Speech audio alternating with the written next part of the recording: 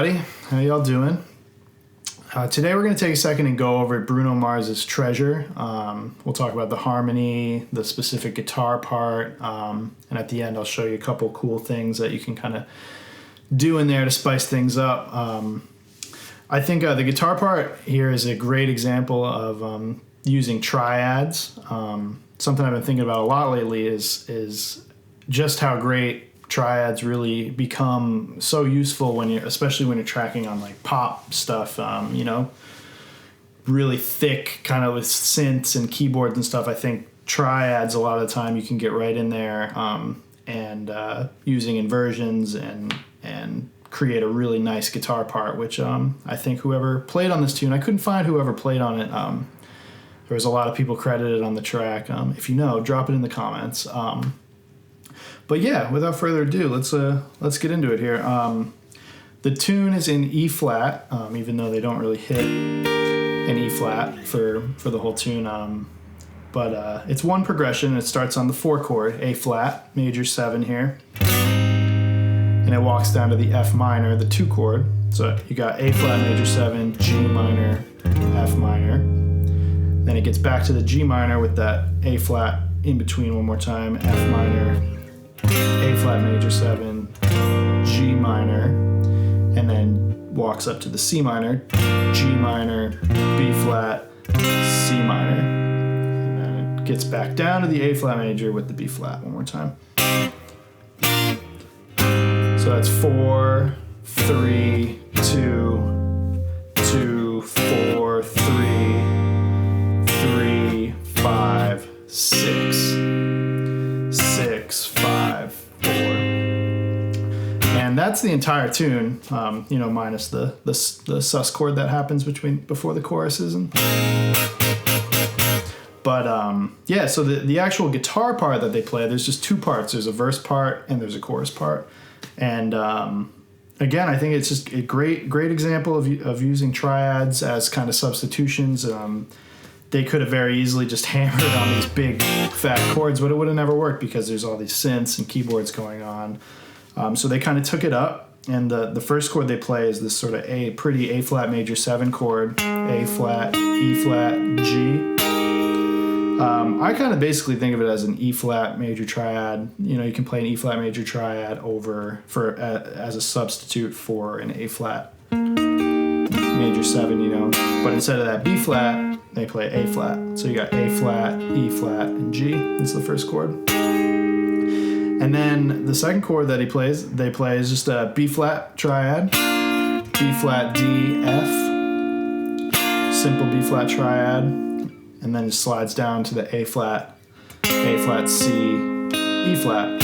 So those 2 triads are functioning as the minor 7 chords that the bass player is playing. They're going A flat, G, F.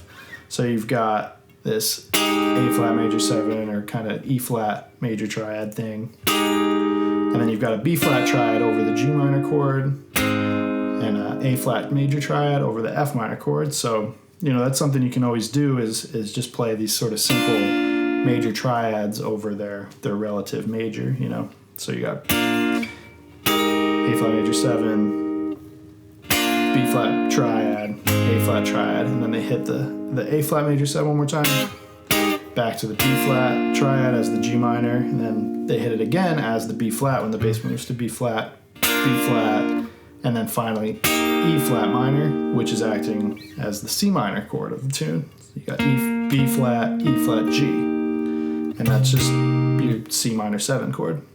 Then it alternates between that one more time and the B flat to get back to the top of the progression. So real slow, all put together. That's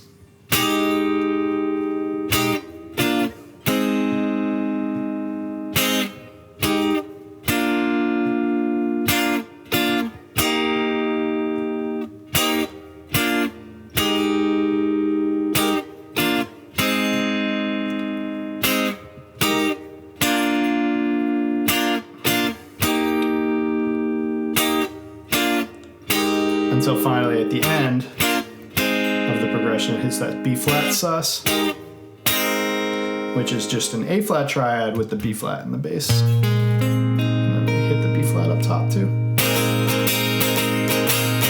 Now, a couple other little cool things I wanted to throw in here just to spice it up a little bit. There's a really cool video on YouTube of the band performing this tune at the Billboard Live Awards. And in the breakdown part, they do a cool movement to get from that C minor chord back home to the A flat. And that sounds like this. They go...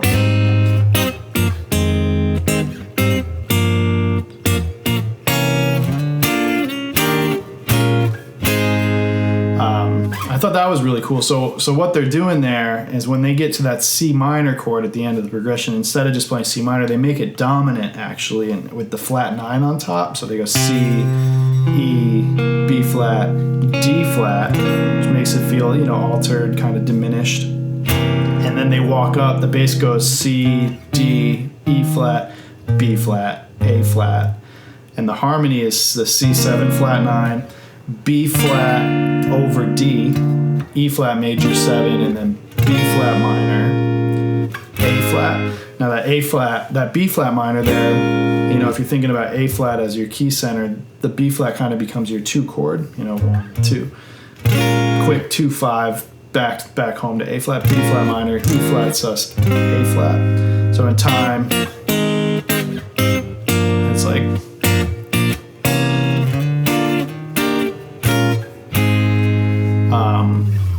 pretty cool. There's some, you could also make that D a diminished chord, like C7 flat 9, D diminished, E flat major, B flat minor, E flat sus, A flat. One other cool thing I know a lot of people do is, if you're thinking about that A flat as your home, key center, B flat minor is your 2 chord, your C is your 3 chord. So something cool to do is when you land on that 3 chord, you can go chromatically right down, do 3, 2, 5, 1 with the passing chord, like. And that's pretty cool. It kind of goes with the backgrounds. Let me treasure.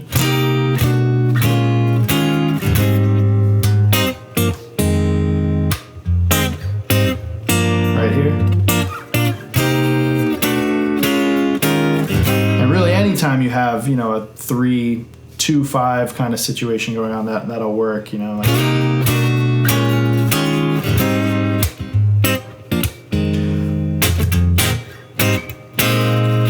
But yeah, thanks so much for tuning in. Hope this helps somebody. Hit me up. I'm available for private lessons if you want to talk more. Make sure you like, subscribe, drop me a line, drop a comment, stay in touch, and hope to see you again soon. Take care.